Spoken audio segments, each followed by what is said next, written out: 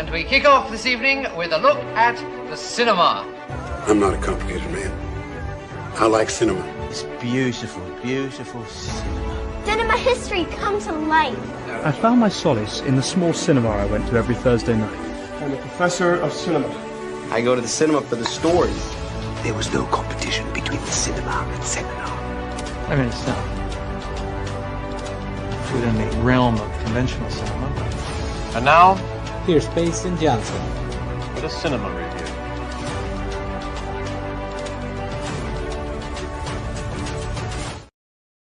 It is Monday, March 30th, 2026, and thank you for joining me for another episode of Cinemaster Reviews.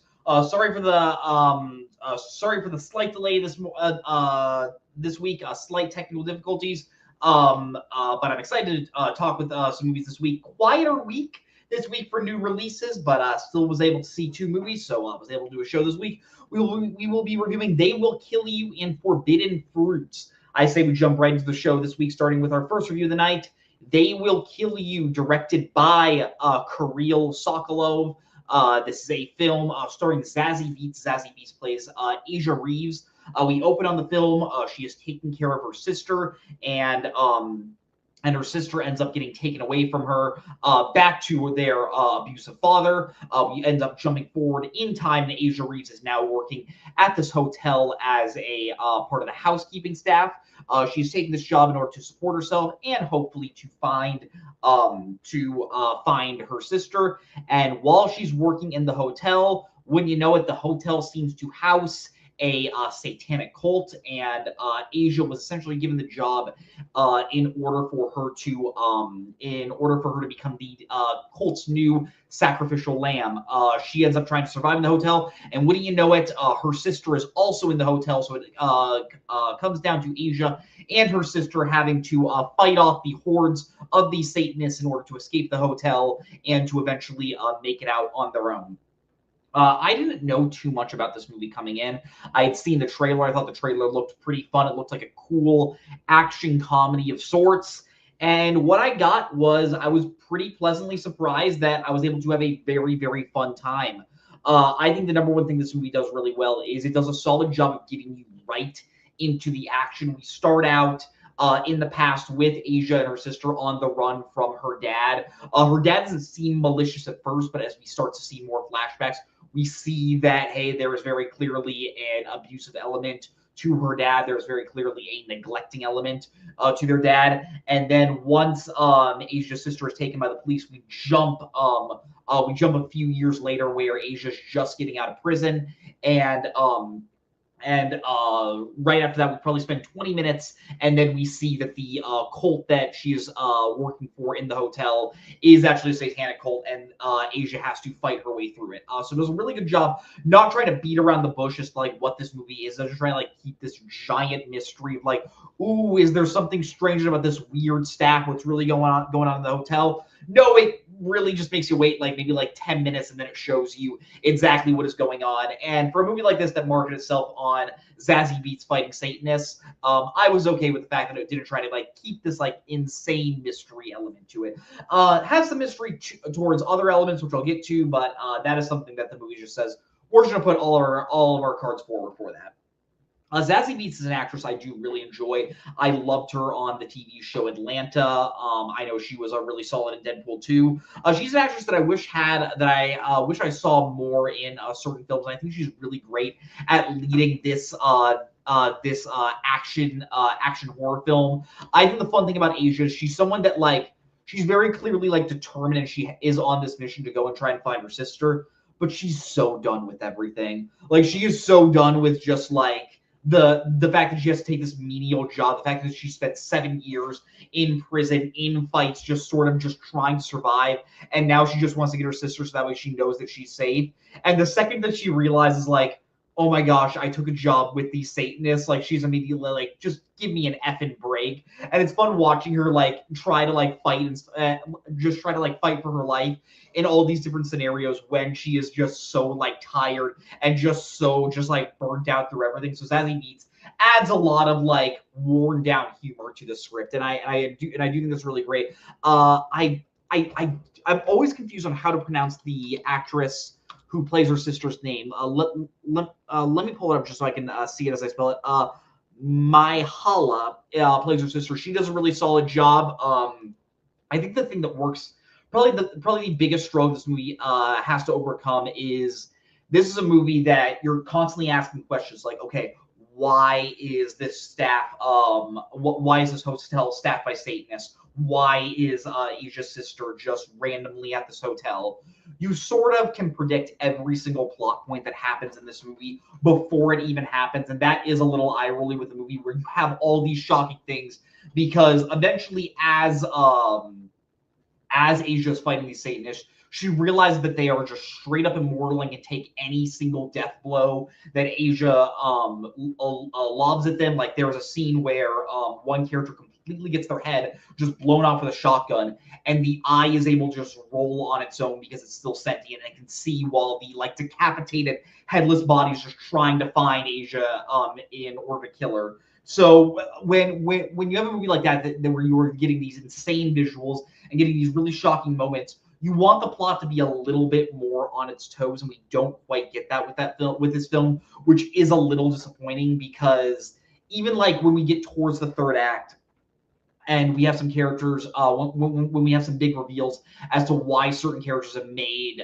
decisions throughout the movie, and when you get to the third act where a character makes the ultimate decision, you kind of see both of those scenarios happening right before they're about to happen, and it does make you roll your eyes just a tad with the fact that it is so predictable in what's happening. I hate to use the word formulaic, but for a big action horror movie like this, it did kind of feel like we were following a formula of like, oh, we're just going to piecemeal the information out to the audience, and then the info we got, it's like, okay, anyone probably could have predicted that. So that's really the only major negative I had with this movie. This movie has a ton of fun action scenes. Again, the first action scene when we see all the cults trying to take down, all the cult members trying to take down Asia is really fun. There's this really fun scene where Asia's like trying to hide from all the Satanists in these air ducts, and you have a bunch of other characters like crawling through the air ducts trying to find her. It's like this huge maze situation where no one knows where they are, and just anytime a character turns a corner, they could be right in front of their enemy.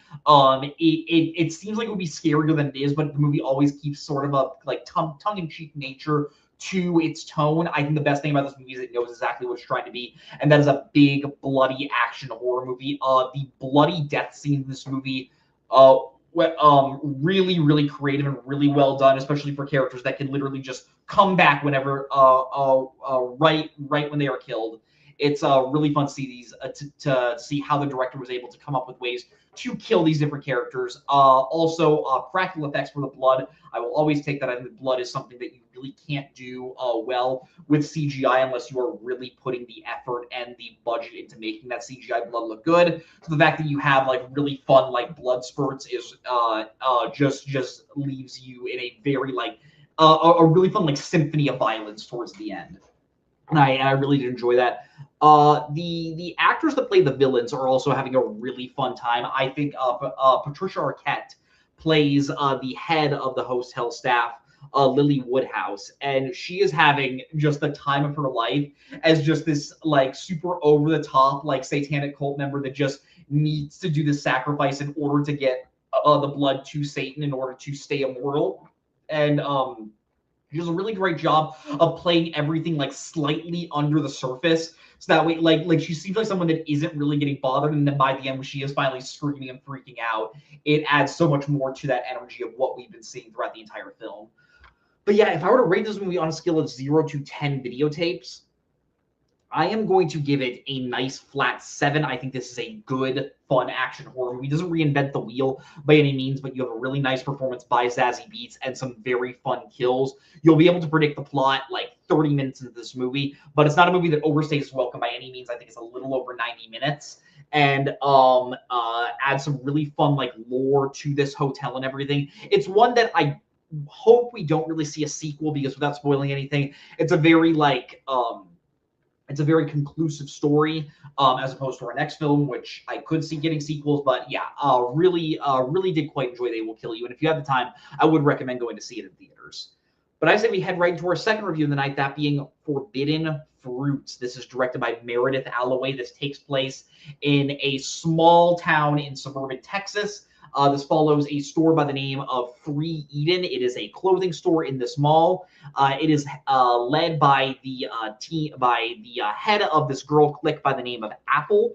All the members of Apple's cult of Apple's clique are named after fruit. Apple is played by Lily Reinhart. You have Pickle, played by Emma Chamberlain. You have Cherry, played by Victoria Petretti. Fig, played by Alexandra Shipp. And they have just accepted a new member into their clique by the name of Pumpkin, played by Lola Tung. And when you know it, Pumpkin starts to seem like she's getting more attention from Apple than Cherry and Fig. Some jealousy starts happening. And without spoiling what else happens, some wild things start happening that maybe Apple and this whole group of friends aren't as innocent as they seem on the surface.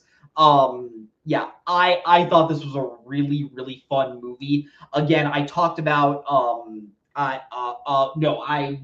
didn't review this movie, but I saw Slanted last week. And that is another movie that, like Forbidden Fruits, very much wears its inspiration on its sleeve. That was a movie that's very clearly inspired by Bottoms. That was a movie that was clearly inspired by Bodies, Bodies, Bodies, by The Substance. This is a movie that's very clearly inspired by Heathers or Jawbreaker, or these like fun teen movies that follow a bunch of girls that are very much like just like rivalry condensed into themselves.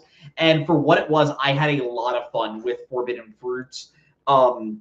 I think it does a great job of establishing its own rules and language. All the characters in this movie talk with like very like insane Gen Z slang, to the point where even I was like sort of like cringing at some of the dialogue. Like, oh my gosh, these characters are just so modern and just so they just spit their eye at anything that was like created before the year 2000. To the point where like I am technically part of Gen Z. Like, these are the characters where I'm just like, wow, I feel like apart from my generation when I see these characters. But I think they are supposed to be a little bit like tough to grasp and are supposed to keep the audience at a distance, because I think the good thing about what Meredith Alloway was doing, she's very clearly trying to make a high school or maybe like early college satire with what we are getting with these characters.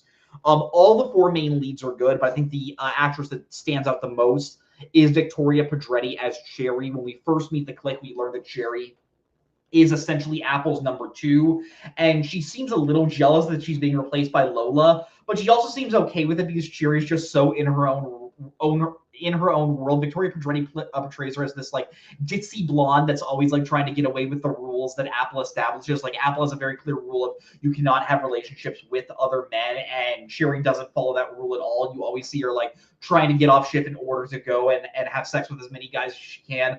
Really, really funny there, and she plays it in such this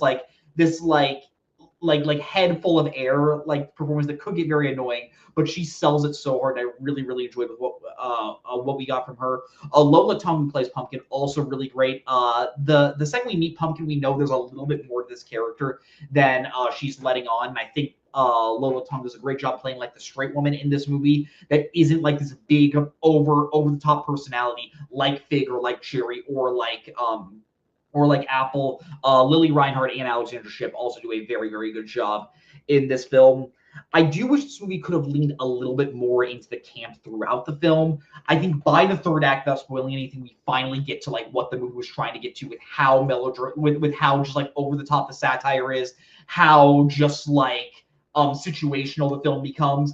But I think before we get to that, I think the timing is a little slow on a lot of the jokes, and just the humor is so awkward that it just that just becomes a little bit too tough to laugh at it. And I think if that like campy nature that we get to towards the end, when like the situation really starts hitting the fan and things start feeling a little bit more perilous, but also a little bit more over the top, I think we could have had a more entertaining film throughout.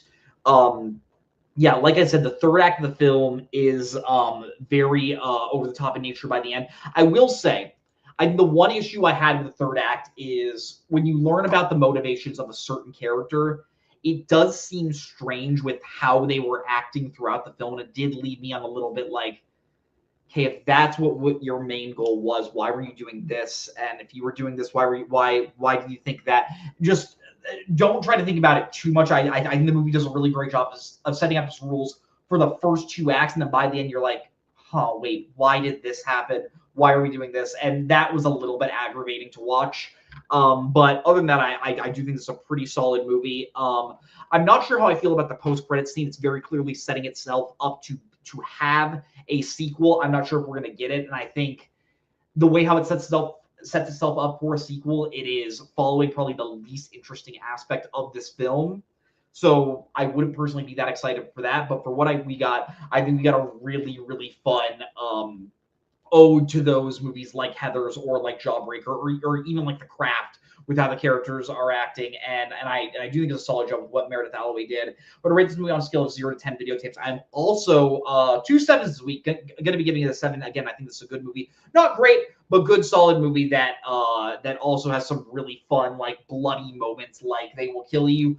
If you're looking for a fun horror comedy, I think this is one that will tickle your itch. And yeah, I would recommend seeing it in theaters. But yeah, that just about does it for this week. Thank you all for watching. Remember to like this video and subscribe to the video store. It helps grow our channel a lot. Next week, we are going to be reviewing The Drama, the new movie with Robert Pattinson and Zendaya. I believe they're first of 3 this year because they're going to be in The Odyssey and Dune Part 3, as well as the Super Mario Galaxy movie, the sequel to the Super Mario Brothers movie that came out back in 2023. Excited to talk about both those movies with you guys. Again, remember, thank you all for watching. And as always, watch more movies. And the award for most vapid film review of the century goes to... Okay, movie review. Okay, I thought it was beauty. And he's now in cinema hell, where one day we'll all be reunited. This is me at the Regal Cinema crying as I did through much of the film.